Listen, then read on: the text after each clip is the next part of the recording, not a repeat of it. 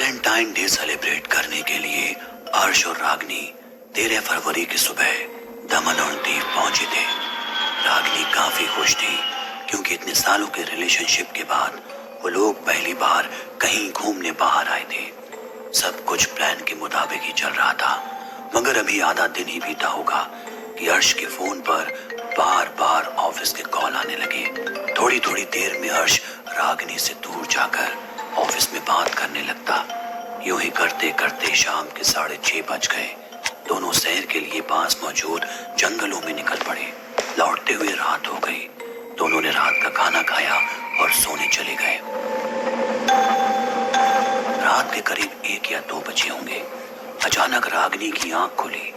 उसने महसूस किया कि कमरे की खिड़की खुली है, जहां से अंदर आ रही सर्द हवाएं ठिठुरन पैदा कर रही हैं। लिहाजा वो कमरे की खिड़की बंद करने उठी। तभी उसकी नजर सामने मौजूद घने दरख्तों की झुंड पर पड़ी, जहां एक औरत नुमा परछाई एक पेड़ से दूसरे पेड़ पर उछलती नजर आ रही थी। उसे अपनी आंखों पर भरोसा नहीं हुआ। उसने हिम्मत करके एक बार और उस मंजर को गौर से देखा, मगर अब वहां कुछ नहीं था।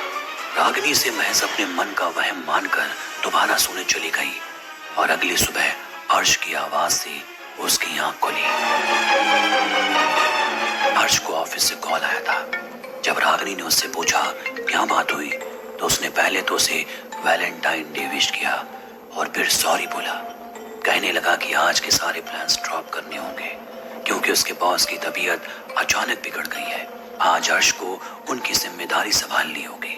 उसने रागनी को भरोसा दिलाया कि वो जल्द से जल्द सारा काम निपटा लेगा और शाम को बीच साइड डिनर करेंगे। रागनी मजबूर थी, लिहाजा मान गई।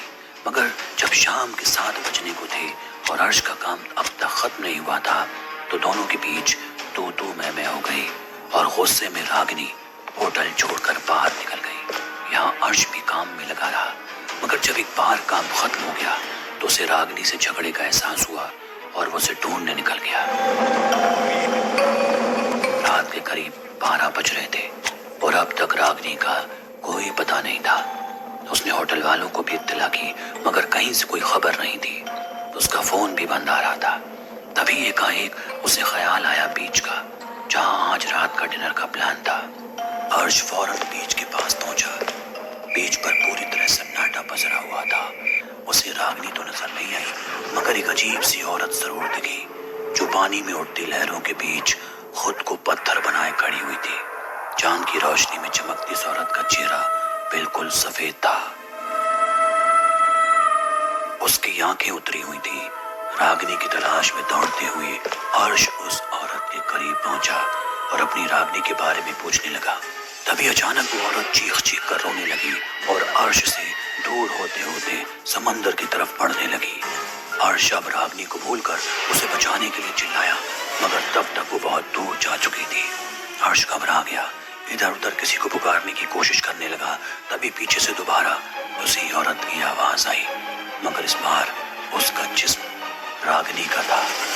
रागनी जस की तस खड़ी बस अर्श को घूरे जा रही थी और अपनी लड़खड़ाती जुबान के साथ बोली, वो मुझे अपने साथ लेने आई है।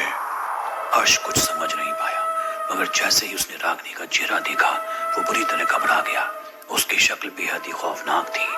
रागनी की खाल पूरी नीली पड़ी हुई थी और उसका शरीर पानी में भीगा नजर आ रहा था।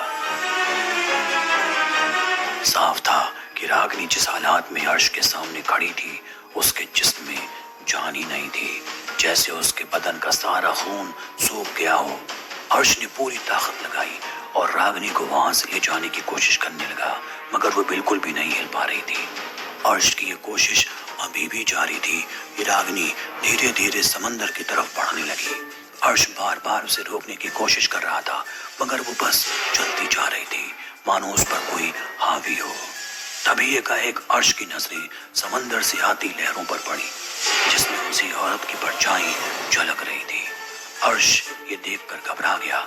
उसका हाथ रागनी के हाथ से छूट गया और अचानक रागनी कहीं गायब हो गई। ये सब देखकर अर्श वहीं बैठकर रोने लगा।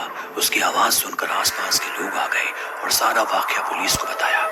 जब ये बात अर्श के होटल तक पहुंची तो वहां के एक पुराने कर्मचारी ने इस वारदात की असल वजह बताई।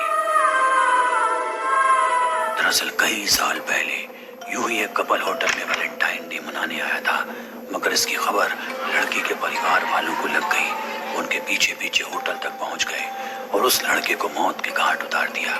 अपनी मोहब्बत को अपनी नजरों के सामने यूं तड़पता देख वो लड़की भी समंदर में कूद गई और तब से उसकी आत्मा समंदर किनारे यूं ही भटकती है और अकेले देखकर इंसानों पर हावी हो जाती है और उन्हें अपने साथ बहा ले जाती है।